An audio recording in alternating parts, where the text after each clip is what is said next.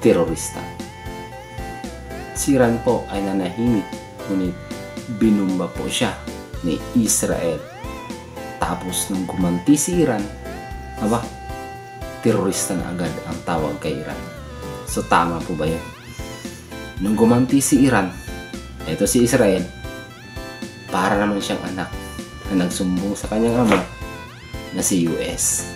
Ngayon, binumba naman ni US si Iran.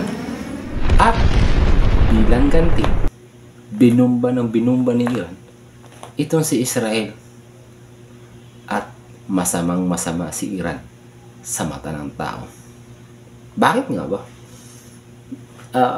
Yung hindi naman ito, hindi ako kampi sa Iran. Hindi din ako kampi sa, wala akong kinakampi. Ang sa akin lang kasi, paano naging masama si Iran?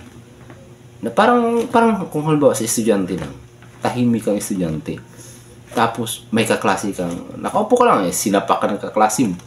Ngayon, ikaw si Iran, nakaupo ka, tahimik ka, sinapak ka ng kaklase mo. Nung gumanti ka, ikaw yung maging masama. Ngayon, gumanti ka, parang napasubrata yung ganti mo, nagsumbong yung kaklase mo sa kanyang ama. Ito yung si USA.